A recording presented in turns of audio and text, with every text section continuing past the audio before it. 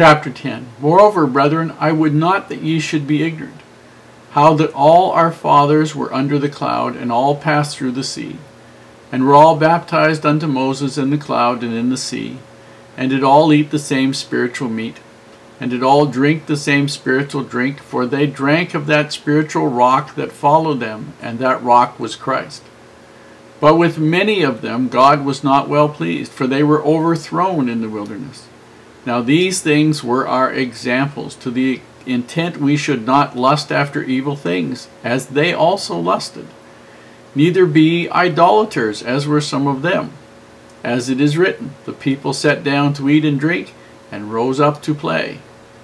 Neither let us commit fornication, as some of them committed, and fell in one day 23,000. Neither let us tempt Christ, as some of them also tempted, and were destroyed of serpents. Neither murmur ye, as some of them also murmured, and were destroyed of the destroyer. Now all these things happened unto them for ensamples, and they are written for our admonition, upon whom the ends of the world are come. Wherefore let him that thinketh he standeth take heed lest he fall. For there hath no temptation taken you, but such as is common to man.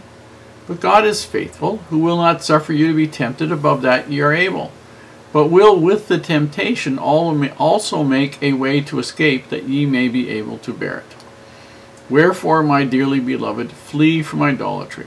I speak as to wise men. Judge ye what I say.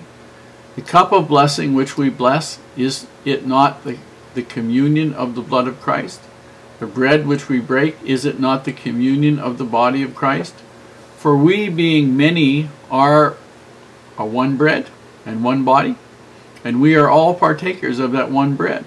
Behold, Israel after the flesh, are not they which eat of the sacrifices partakers of the altar? What say I then? That the idol is anything, or that which is offered in sacrifice to idols is anything? But I say that the things which the Gentiles sacrifice, they sacrifice to devils, and not to God. And I would not that ye should have fellowship with devils. You cannot drink the cup of the Lord and the cup of devils.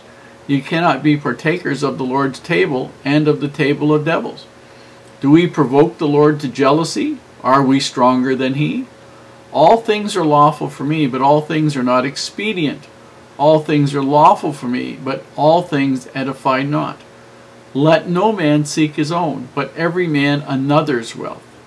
Whatsoever is sold in the shambles, that eat, asking no question for conscience sake. For the earth is the Lord's, and the fullness thereof. If any of them that believe not bid you to a feast, and ye be disposed to go, whatsoever is set before you, eat, asking no question for conscience sake. But if any man say unto you, that this is offered in sacrifice unto idols, eat not for his sake that shewed it, and for conscience sake. For the earth is the Lord's, and the fullness thereof. Conscience, I say, not thine own, but of the other. For why is my liberty judged of another man's conscience? For if I by grace be a partaker, why am I evil spoken of for that for which I give thanks? Whether therefore ye eat or drink, or whatsoever ye do, do all to the glory of God. Give none offense, neither to the Jews, nor to the Gentiles, nor to the church of God. Even as I please all men in all things, not seeking mine own profit, but the profit of many, that they may be saved. Now, in chapter 10, he's answering some more questions, of course. Brethren, I would that ye should not be ignorant, how that all our fathers were under a cloud and passed through the sea.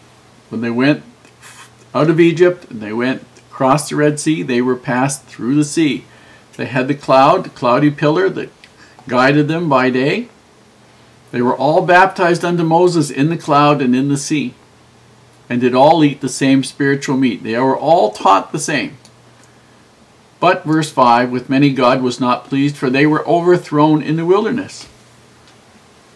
Now these things were for example, to the extent that we should not lust after evil things, as they also lusted. Neither be idolaters, as some of them were, as it is written, the people sat down to eat and drink, and rose up to play. That was at the time of the golden calf. Neither let us commit more fornication, as some of them committed, and fell in one day 23,000. Neither let us tempt Christ, as some of them also tempted, and were destroyed of serpents. This is another indication. I love this one because this is another time where it talks about Christ as the God of the Old Testament. And some people object to that, but this is another plain thing, one taught by one of the apostles of God.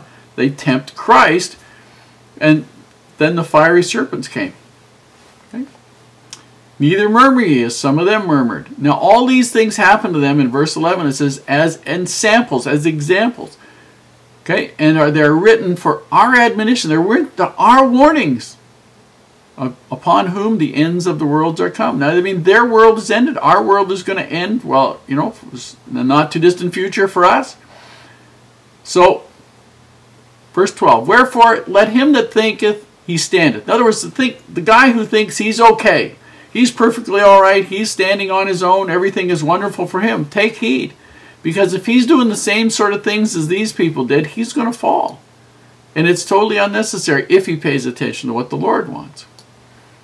Then verse 20, but I say that the things which the Gentiles sacrifice, they sacrifice to devils. Verse 21, you cannot drink the cup of the Lord. You cannot be a conscientious sacrament taker.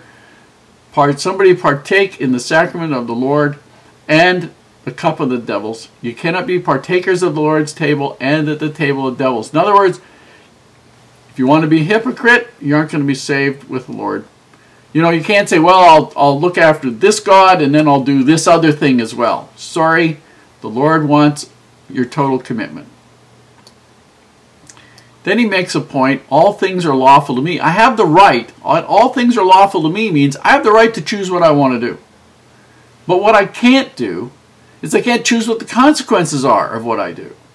And that's the biggest mistake most people make. They think just because they have the right to choose what they want to do, they can choose to do things that are contrary to the will of God, and somehow there are going to be no complications in their life. There are. But all things are not expedient. There are going to be complications. All things are lawful to me. You have a choice. But all things don't make you better. Verse 24, let no man seek his own. Don't seek your own profit. Seek to help other people. That's what that means. Every man's wealth means every man's well-being. Every man's health, happiness, well-being, betterment. That's what it is. Interesting thing here, whatsoever, verse 25, is sold in the shambles that eat, asking no question for conscience sake. The shambles means the meat market. In old days, well, the heathens would take part of the animal that they were going to offer as a sacrifice to the idol, and they would sell the other half, and it would be sold in the shambles, which was the meat market. And you could go and you could buy it. And if part of it was, you know, instead of worrying about whether or not this was overly obsessing to the point was whether the other part was given to an idol, the part you bought wasn't given to an idol, don't worry about it. You know, don't be overly fussy. Didn't say don't be fussy. Don't be overly fussy because it doesn't help you at all. The shambles was where poor people went to get their meat. Now, at the end, he said, give none offense neither to the Jews, nor to the Gentiles, nor to the church of God. Not seeking my own profit, but the profit of many, that many may be saved. That's what he's trying to do.